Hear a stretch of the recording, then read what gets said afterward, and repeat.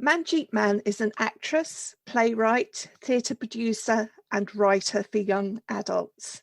She's the founder of an organisation, Run the World, a not-for-profit which uses sport and theatre as a means of empowering women and girls.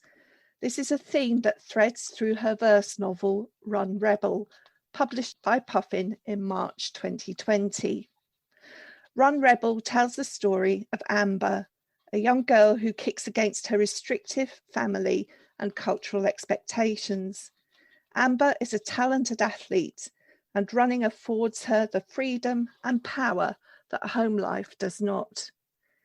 This is her quiet rebellion, but it's not enough. Amber wants to determine her own life, and for that, it has to be all-out revolution. There's a lot for us to talk about in this powerful novel, and I'm really thrilled to invite Manjeet Mann into the reading corner today to discuss it with me. Welcome, Manjeet. Hi, thanks for having me. And it is a very powerful novel. I first heard you read this at the Penguin Showcase back in January, and just from that very short reading, I knew that this was a book that I wanted to not only read, but find out more about what lay behind it. So I wonder if we could start with your heroine, Amber, what life is like for her and what experiences you pulled on in creating this character. Amber's from quite a sort of difficult home life, as you said. There's a lot of violence in the home, and she feels like she's lost her only ally, her sister Ruby, to getting married before she wanted to. And Amber sort of sees her whole life being planned out before her, and she doesn't want that. And in terms of the experiences, it's not 100% autobiographical novel, but it's definitely like my story, I guess. So there's a lot of personal experience in there. And I never really set out in the early days to like write my story. The first version of this novel was very different. But it wasn't until I started, when I first set up Run the World, and there were a group of women who were survivors of domestic violence and their daughters as well. And I found myself sitting there kind of saying, sort of tell your stories, and, asking them to be honest and asking them to share their stories. And I saw how much it empowered them. There's a lot of shame, I think, attached to domestic violence. There's a lot of shame attached to illiteracy. And I sort of sat there, and it took me about a year or so, but I thought, maybe I have a story to tell, and maybe it would be empowering for me and others to read it. And if I'm asking others to do it, maybe I should try it myself. So I never planned to sort of be that honest, but I'm kind of happy I have actually now, because I've had a lot of sort of comments back from readers that have said how much it's helped them, and that's when you kind of go, oh, okay, I'm doing the right thing. But so that's kind of where it's all sort of come from. Interesting. We'll pick up all of those ideas in a moment, but I wanted just to give us a feel for your novel, whether we could start perhaps with a bit of a reading. And it seems to me that the prologue would be a good starting place. Yeah, sure. A wound, triggered by a beating. It grew, thriving on neglect. It swelled, flourishing on her spine. When ripe, a clotted blister. It crippled her, weighing down on a too small frame for her adolescent age. My mother sat hunchback working, silent, ignored and ignoring pins of prickly pain pulsing. What's wrong with your daughter? A neighbour asked. She's not sitting or standing upright. It's been weeks. My grandmother looked at my mother as if she were observing her for the first time. My grandmother fell to the floor, crumpled like a sheet falling from a washing line, my mother tells me. Slumped on the back of a motorbike, my mother travelled along dusty dirt tracks through several Indian villages to the nearest hospital. The poison drained, the rotten flesh carved, gouged, burrowed out. My mother concealed her anger. Her mother showed no remorse. The wound, now a scar, the size of a fist, a crater buried between shoulder blades. It is the curse of being a girl, my mother tells me. You are the property of your parents, husband, brothers. You endure. Never question it. I question it. So powerful as a starting point. I think that was the first thing that I wrote, actually. And then I think everything sort of came from that. And I knew that I wanted it to be this story of three women who have taken different sort of paths. But when they come together, they realise their dreams are all the same, but they've ended up through life circumstances not being able to live the life they wanted to live. So I was always quite clear that I wanted it to have these three sort of strands of Amber, her sister, her mother. Yeah, and that prologue was the first thing that I wrote. Wow. Trios actually do repeat through the story, trios in terms of friendship as well. Where to go next, because as I say, it's so rich and there's so much that we can explore. But you've mentioned running the wild. You're a runner yourself, aren't you? I am. Yeah. Tell us about how the running impacts on your life. I was part of a cross-country team when I was at school, but I had to kind of promptly give it up when I got to year 10, because my parents kind of figured it wasn't something that I should do anymore. Now I'm becoming a woman and I shouldn't be running around the sports field in a little skirt. So I had to give it up, and that's when I found acting. But I took it back up again in my mid-20s, and it was after my father passed away, actually. And I found myself a little bit lost, very sad, and I just wasn't doing anything for many, many months. I was just sleeping. And I remember I woke up one day and I thought, right, I'm going to run a marathon. And it just, I don't know where the thought came from. I don't think I'd ever run further than a good 20 minutes on a treadmill before. And I just printed out a 6-month training plan, put it on the fridge, and life just kind of clicked back into place. It was that schedule that sort of gave me something to get up and do in the morning. And then the running itself just helped slowly as the weeks went on, just clear my thoughts and sort of get my life back on track again.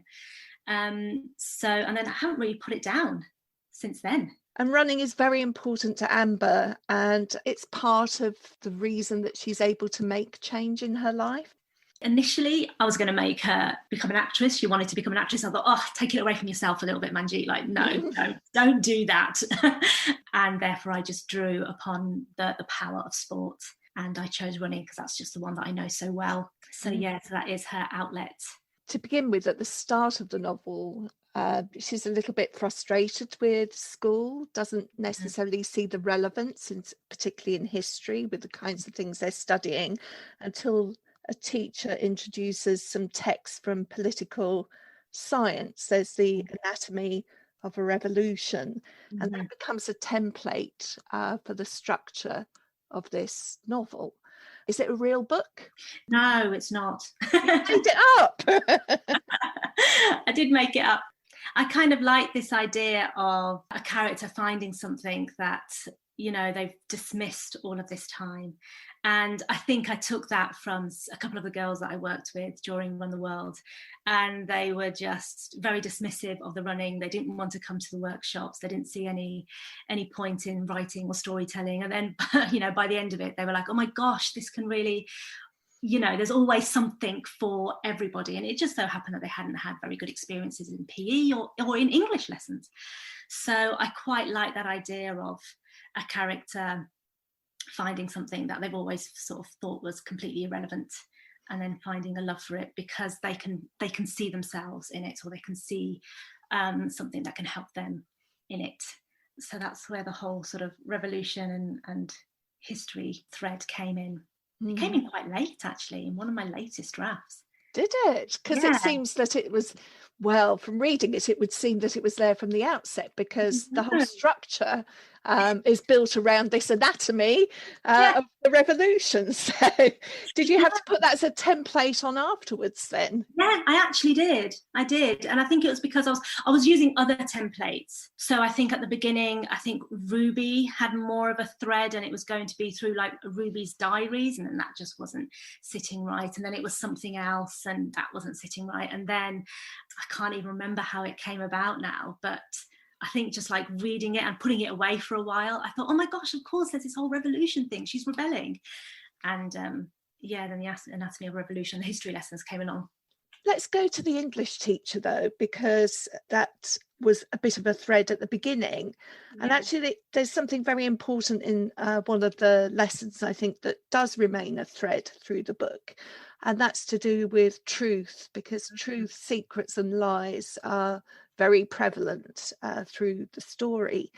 I wonder if we could have a second reading, perhaps, about that lesson. I think it's called Truth. It is, yeah. Truth. English class with Mr. Walker. He talks about truth. It's where all good stories come from. We'll be focusing on autobiographical writing this term. Write your truth. He gives me an extra long, icy stare, raising his eyebrows like he's expecting me to disappoint him. Mr. Walker has told me on more than one occasion that I lack creative flair. He had high hopes for me, because he taught Ruby. Ruby was his star pupil. But words don't flow from my brain onto the page. Fear builds an Everest of walls in my head. I look around the class. No one can know my truth. A pact I made before I could speak. Silence before my first words. The secrets I keep, the fears I carry must remain behind the closed doors of the home they were birthed in.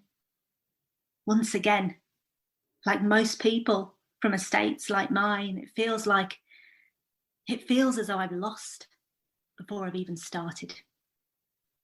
And telling the truth is not easy.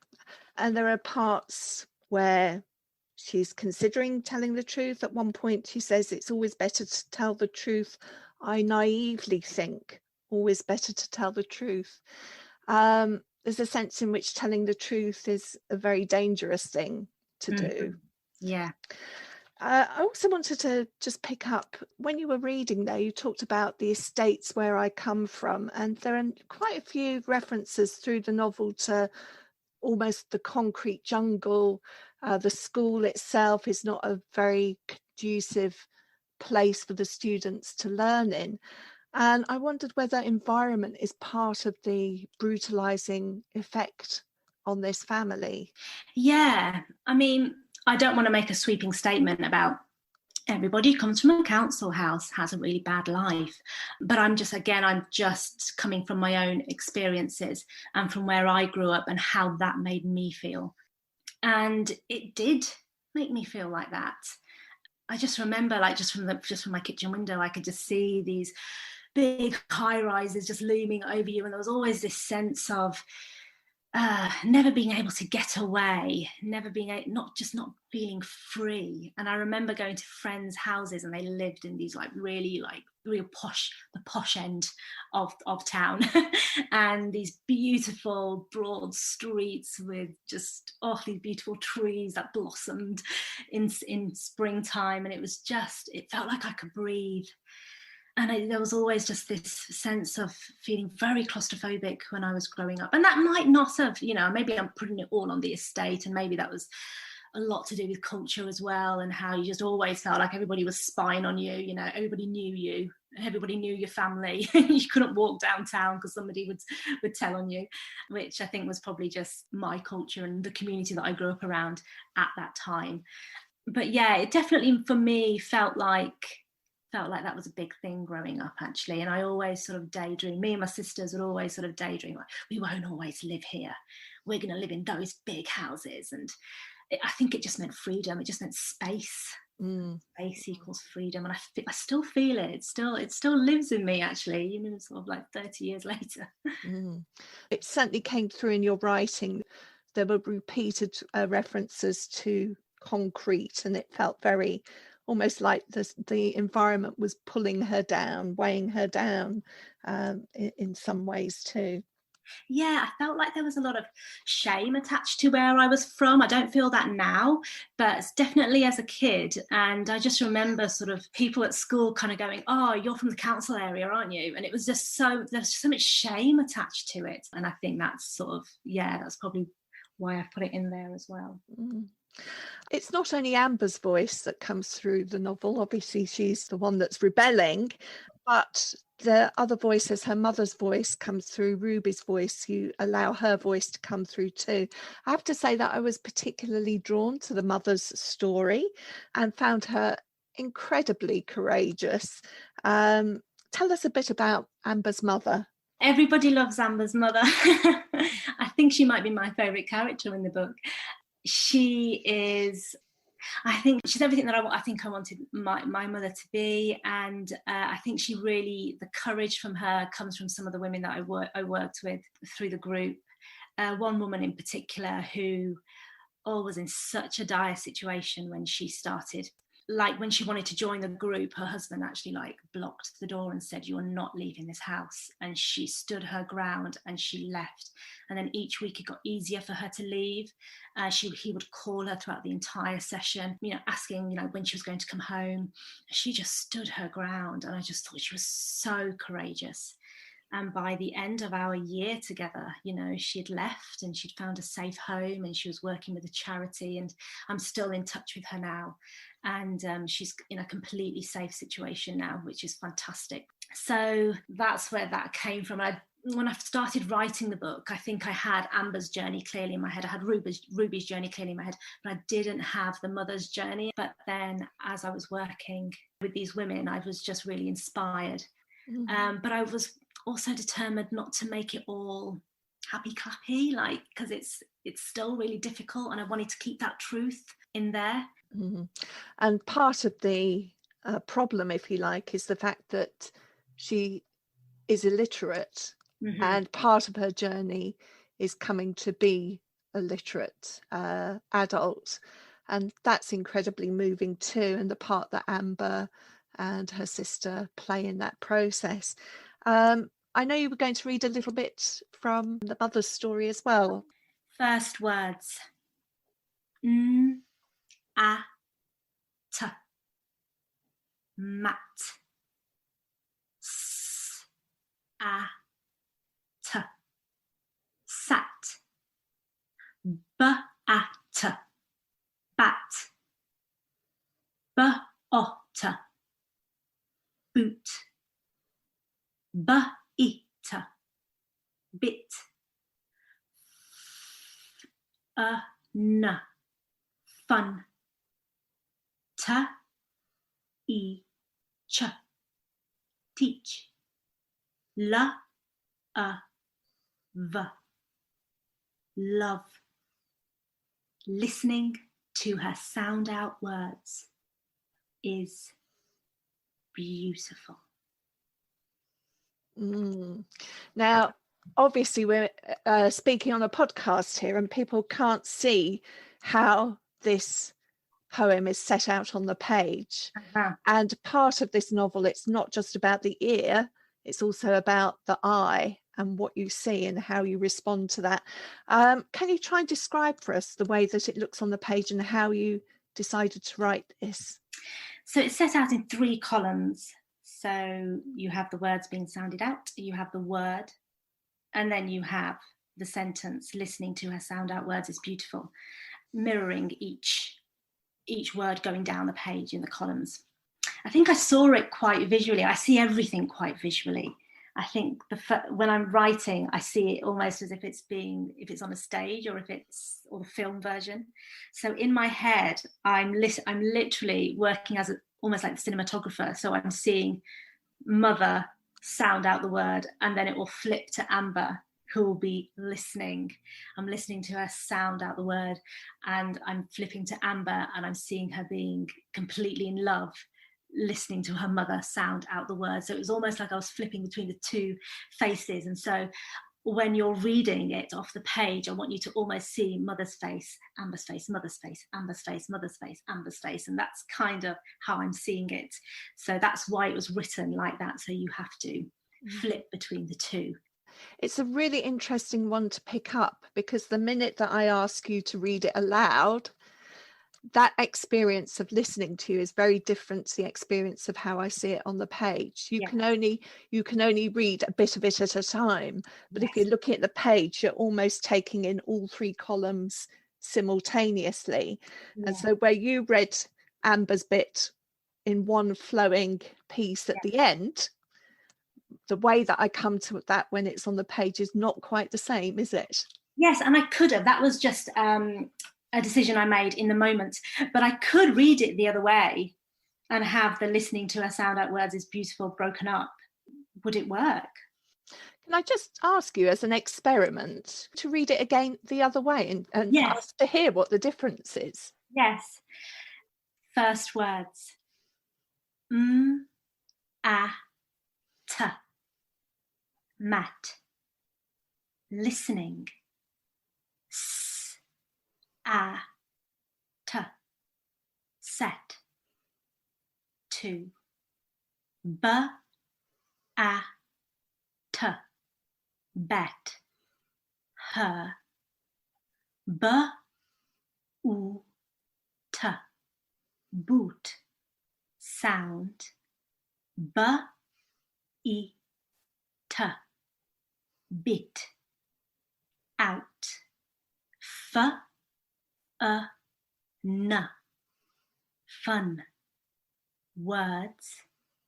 T, I, ch.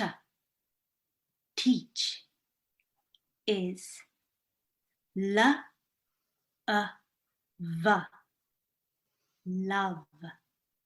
Beautiful. What do you think about those two variations? I think hearing maybe one person's voice might make it slightly difficult to follow, but possibly if it were two voices, maybe it might be easier to follow. There is something quite beautiful with it split up. I do like it. As a listener, how do you feel? I think as a listener, the first one made better sense. Yeah. But like you, I was wondering if that were two voices, what would the difference be? I suppose I'm just really interested as well in this visual, the fact that you can take all of that in at once. And with the visual, you can imagine both readings simultaneously. It's magic. It's a bit of magic, really. Yeah. And it shows how important the whole design and layout is to conveying the meaning of this piece, I think. Tell us a bit about Ruby then. You said that her story you were a little bit more certain about at the beginning. Yeah, I mean, in an early version, Ruby was still living at home. Gosh, it went through quite a big change. She was in the very first version, Ruby was still living at home and she was told she couldn't go on to university. So the story was at that cusp of her doing really well in her A-levels and wanting to go to university, and the father telling her that she couldn't, that she had to get married. And so that's where Ruby's story really was. And then I decided to change it because I just felt like Amber needed to be at home by herself.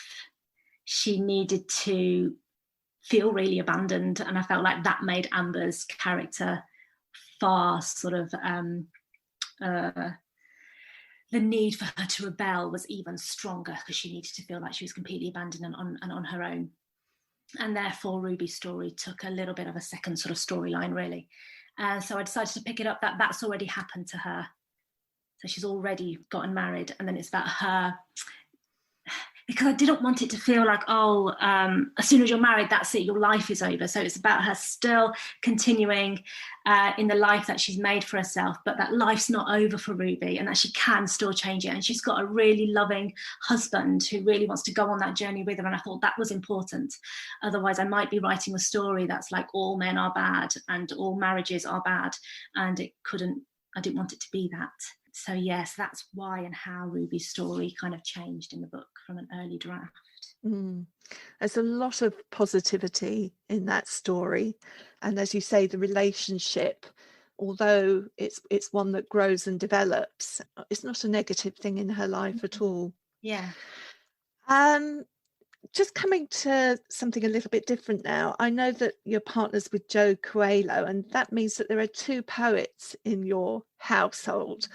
I wondered whether that was a good thing or a negative thing. Does it actually aid the creative process? Does it make it competitive? What's it like?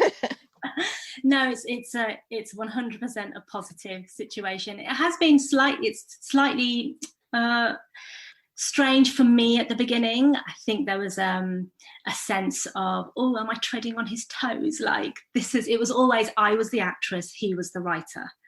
But he encouraged me so much to write, from the first days when I met him. So it's been like, gosh, it's been 16 years. And I remember him really early on saying, as an actor, you should be writing your own stuff. And I was like, no, I just want to be an actor and for people to write things for me. And then as I started to get more and more disillusioned with the industry, then I took his advice and I started writing, and I wrote what I knew, which was the theatre. So I wrote plays, which still seemed quite different. It was like, no, he's writing books, I'm writing plays. It's still a bit different. But coming into now publishing, it's probably felt more strange for me than it has for him.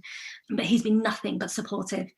And it's really wonderful, actually. It's really, really wonderful. He reads all my drafts, and I've always read all of his work, and it's really supportive and brilliant, actually. Do you read it aloud to each other, or do you hand over a manuscript and say, what do you think of that? I hand over a manuscript and then I hide. Yes. He's far more confident handing his work over to me, but I'm still very shy of handing my work over to him, because I think he's so brilliant. So I'm always very scared of what he'll say, but trust it, and I'm thankful for it. Oh, interesting. Isn't there a sense in which being an actor is also about authorship? Do you not co-create with a playwright when you act a part? Is there an element of when I say writing, I'm using it in its broader sense. I don't mean necessarily picking up a pen and writing, but in creating a part, is that a sort of writing? Yeah, definitely. And not one that I really appreciated at the time, I think. And it wasn't until I started writing plays, I remember saying to a director, because I really get imposter syndrome, and the director sitting me down and saying, Manjeet, you've been an actor for 15 years. You know scripts, you know how to write. Because I think I sort of said, but I haven't done an MA in it, so what do I know? And she said, you know a hell of a lot more than somebody who's done an MA in writing. You've been working with scripts for 15 years. So you know what it is to be a writer. So I don't think I really appreciated what it meant to bring characters alive and work with playwrights. Because it really is a collaborative process. And I find that publishing is a collaborative process. And I remember saying that to my editor, and she said, thank you so much for saying that, because a lot of people don't think that. And I was like, oh no, it definitely is. It's a whole team effort. Yes, I'm writing it, but everybody's working on it and helping make this better. And also just thinking about the acting a little bit more, do you think that has had an influence on the type of novel you've written, because it works so well for a voice? Definitely with this one. I think the reason why I started writing it in verse, and it just came to me in verse, I feel like it wasn't even a decision that I made. I didn't sit down and say, I'm going to write a verse novel. It just came out that way. And I think it was because I was just seeing it as a piece of performance, actually, if I'm completely honest. I was writing it as a piece of performance. And I think that just came quite naturally to me because of all the years in acting. It's maybe my comfort zone a little bit. So for the next novels, they're not in verse. So I feel like I'm going out of my comfort zone now. But certainly this one and the next one, I think I've stayed within my comfort zone in writing in verse. Okay, well, in that case, I'm sorry, you've just enticed me to ask you what it is that the next piece is going to be. So the next novel hopefully should be out next June. And again, it is a YA novel in verse. And it's about a friendship between a teenage girl living in Dover who's training to swim the Channel, and a friendship that she strikes up with a refugee in Calais who's trying to get to the UK. Gosh, that sounds fascinating too. Manjeet, Rum Rebel is an incredibly powerful novel, and I do thank you so much for joining me today to give us more insight into the background that lies behind it. Thanks for joining us in the Reading Corner. Thank you so much for having me. Thanks for listening to In the Reading Corner with Just Imagine. If you have enjoyed this podcast, you can find many more on the podcast section of our website, justimagine.co.uk, plus via iTunes or SoundCloud or your usual podcast provider. Don't forget to pass the pod and recommend this fantastic free resource to your friends and colleagues.